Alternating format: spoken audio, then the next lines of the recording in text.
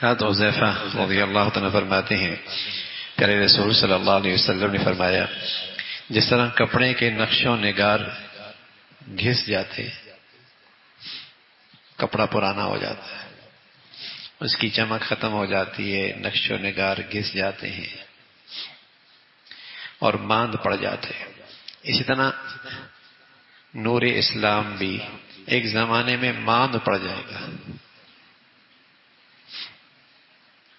پھر کسی شخص کو یہ علم تک نہ رہے گا کہ روزہ کیا چیز ہے، صدقہ حج کیا چیز ہے۔ ایک شب آئے گی قرآن سینوں سے اٹھا لیا جائے گا اور زمین پر اس کی ایک بھی آیت باقی نہیں رہے گی۔ متفرق طور پہ کچھ بوڑھے مرد، کچھ بوڑھی عورتیں رہ جائیں گی جو یہ کہیں گی کہ ہم نے اپنے بزرگوں سے لا الہ الا اللہ سنا تھا، اس لیے ہم بھی یہ کلمہ پڑھتے ہیں۔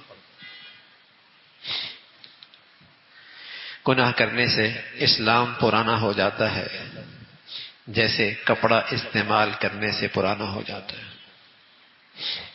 اللہ کا یہاں کے ماحول میں بڑا کرم ہے، لیکن بہت سی اسلامی دنیا میں یہ منظر موجود ہے،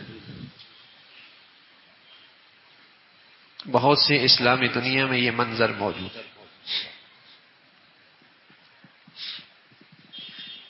اور بہت سارے آپ کے اطراف کے دیہاتوں کے اندر بھی یہ منظر موجود ہے۔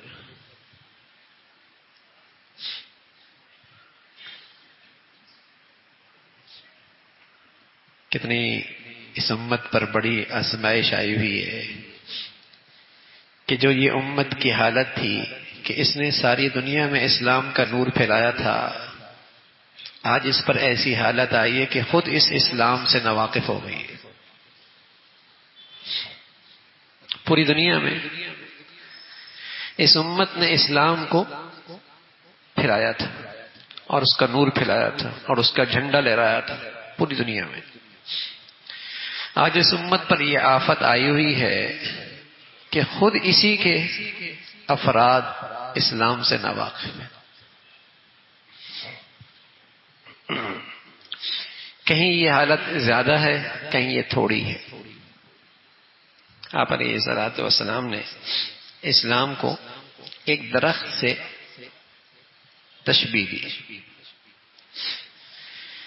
درخت کی جڑیں اچھی ہوں تو اس کا تنا بھی طاقتور ہوتا ہے، پھر اس پہ شاخیں بھی نکلتی ہیں، پھر اس پہ پتے بھی آتے ہیں، پھر اس پر بور یا چھوٹے چھوٹے جسے کہیں کہ پھول آتے ہیں، اور پھر اس کے بعد پھل آتا ہے۔ جڑیں اچھی ہیں، تنا مضبوط ہے، اس کی شاخیں آ گئی، اس پہ پتے آ گئے، سبزہ آ گیا، اس میں چھوٹے چھوٹے پھول آ گئے، پھر اس پہ پھل آ گیا۔ یہ اسلام کی بہار تھی، یہ اسلام کی بہار تھی کہ کوئی بھی ایک درخت اپنے پتوں کے ساتھ اور اپنے خوشبودار پھولوں کے ساتھ اور اپنے پھل کے ساتھ لاکھوں کروڑوں کے اندر بھی جنگل میں بھی ہو تو پہچانا جائے گا کہ یہ درخت کس چیز کا ہے۔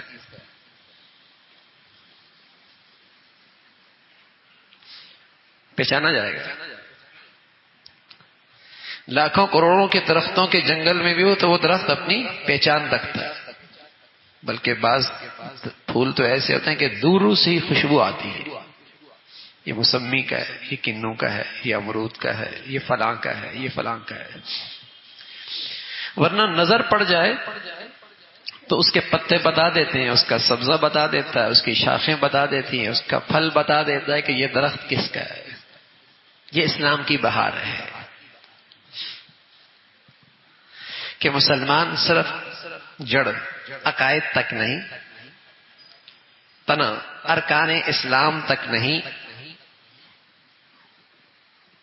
شاخیں صرف سنتوں تک نہیں، پھول نوافل تک نہیں، بلکہ اس سے بڑھ کر وہ مستحبات پر عمل کرنے والا تھا۔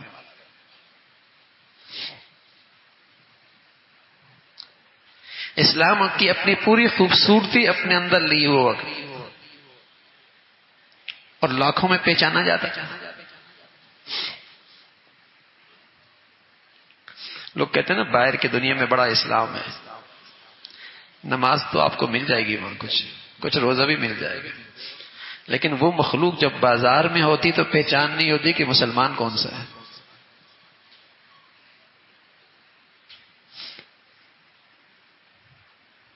وہ جب دکان پہ ہوتی تو پتہ نہیں لگتا مسلمان کون سا ہے، وہ جو تعلیمی ادارے کے اندر ہوتی تو پہچان نہیں ہوتی کہ مسلمان سا ہے۔ تو کہیں خرابی آ گئی نا، کہیں خرابی آ گئی ہے۔ اسلام کی بہار تو یہ تھی کہ اس کی پوری زندگی، اب بہت سارے آپ کو ایسی مخلوق اور ایسے اسکالر بھی ملیں گے، وہ کہتے ہیں سنتوں کی کیا ضرورت ہے، بلکہ ایسی مخلوق بھی ہے تراویح پڑھ لو تو ٹھیک ہے، نہ تو کوئی بات،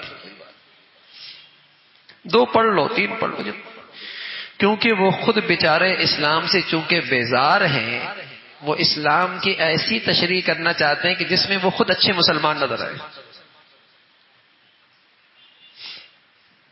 اور اسلام بدقسمتی سے مسلمان بھی چونکہ نفس پرست ہو گیا، خواہش پرست ہو گیا، اسے بھی ایسا اسلام اچھا لگتا ہے جس میں اس کی خواہشات پوری ہو رہی ہیں۔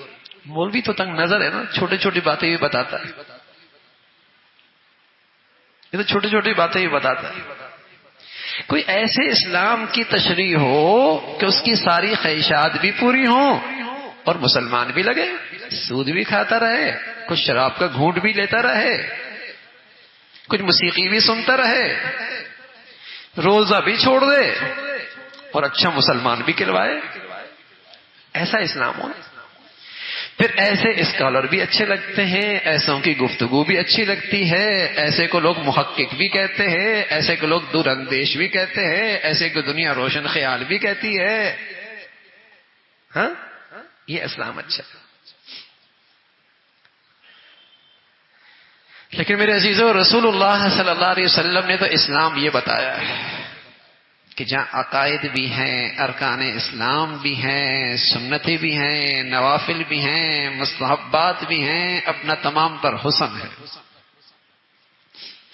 ظاہر بھی کا مسلمان بھی، باطن کا بھی مسلمان۔ لوگ کہتے ہیں میاں دل نیت ٹھیک ہونی چاہیے، تو میاں نیت ٹھیک کر کے ہی کھانا کھا لیا کرو نا، پھر کھانا کھانے کے سجانے کی کیا ضرورت، دل ہی دل میں کھانا کھا لیا کرو۔ وہاں تو بڑی نزاکتوں کا خیال ہے کہ چٹنی بھی ہونی چاہیے اور سلاد بھی ہونی چاہیے اور یہ ڈش بھی ہونی چاہیے۔ ایک اسلام ہی رہ گیا جس کا سارا مدار صرف نیت پر ہے۔ حالانکہ ظاہر کا حسن چلا جائے نا، پرندے کے اگر پر کاٹ دیں، کبوتر ہے اس کے پر کاٹ دیں، اس کی پرواز رک جاتی ہے۔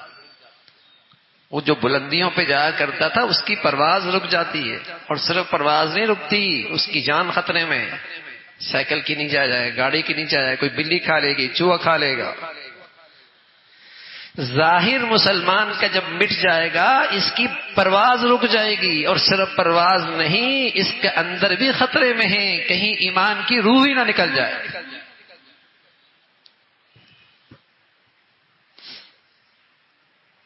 ہیروں کی دکان ہے، ہیرے تو آپ نے اندر رکھے ہوئے ہیں،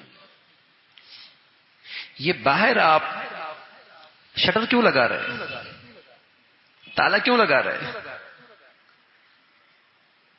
اس ظاہر سے اس باطن کی حفاظت ہے نا، اس ظاہر سے اس اندر والی چیز کی حفاظت ہے۔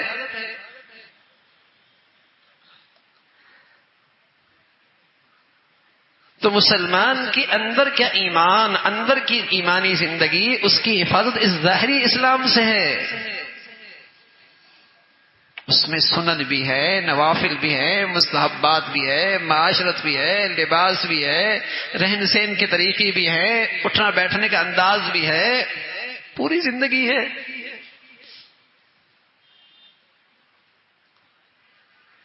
ظاہر باطن دونوں کا نام اسلام ہے نا۔ آپ فرمایا کرتے تھے اسلام کی مثال درخت کی سی ہے، اور اگر درخت کی جڑیں کمزور ہو جائے اس میں تو پھل نہیں آتا، اور کمزور ہو جائے پتے بھی گر جاتے، اور کمزور ہو جائے شاخیں بھی سڑ جاتی ہیں، اور کمزور ہو جائے تنا بھی سڑ جاتا ہے۔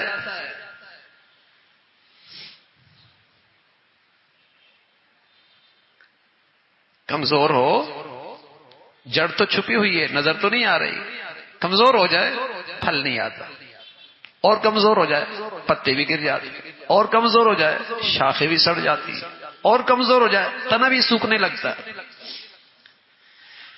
تنا بھی سوکھنے لگ جاتا ہے۔ اور جب یہ سب چیزیں ہو جائیں تو بتائیے اس درخت کی پہچان رہتی ہے؟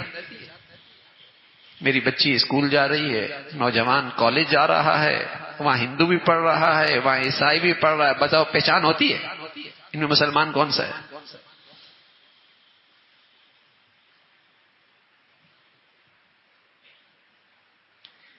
کہیں پتے گر گئے، کہیں شاخیں گر گئی، کہیں تو تنا ہی سوکھ گیا ہے، کہیں تو تنا ہی سوکھ گیا ہے۔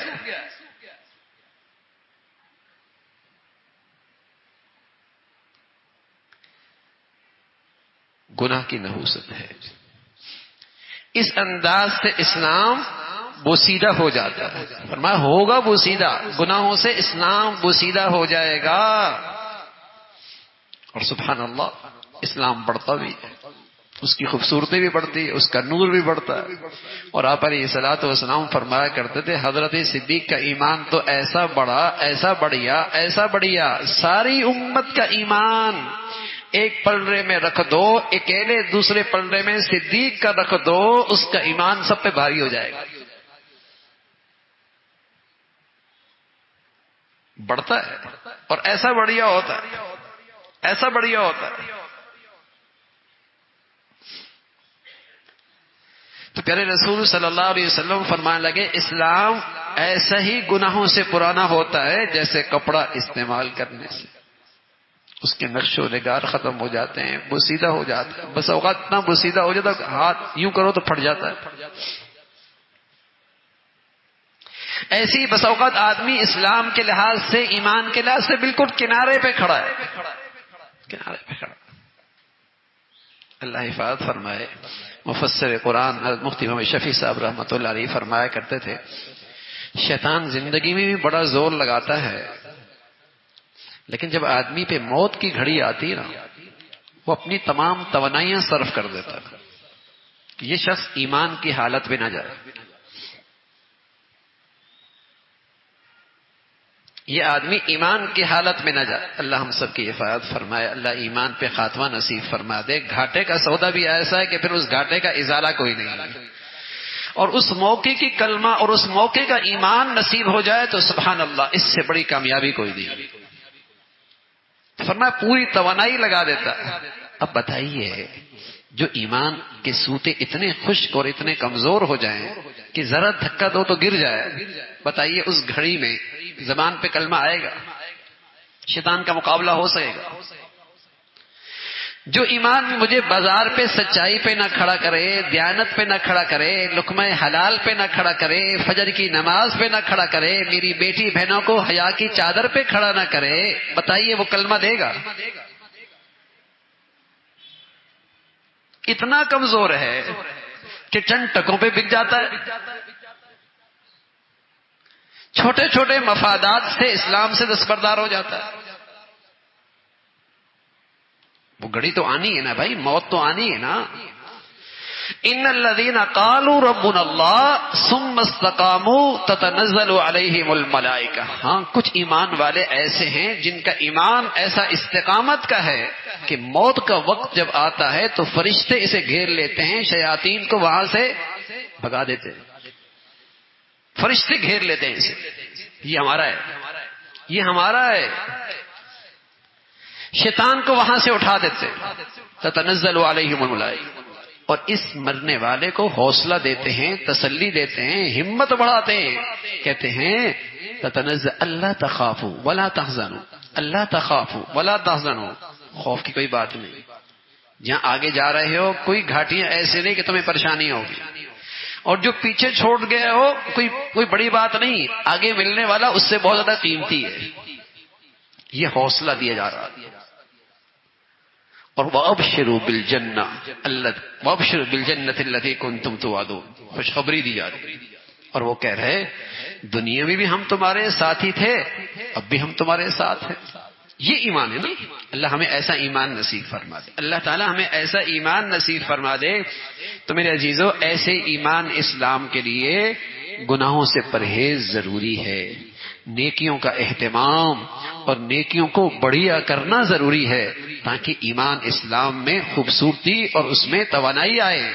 گناہوں سے پرہیز ضروری ہے. آپ علیہ الصلوۃ والسلام فرمانے لگے اسلام گناہوں سے پرانا ہو جاتا ہے، بوسیدہ ہو جاتا ہے، بوسیدہ ہو جاتا ہے، وہ اپنی خوبصورتی کھو بیٹھتا ہے. اللہ رب العزت ہم سب کو ایمان کی زندگی، ایمان پہ خاتمہ عطا فرمائے.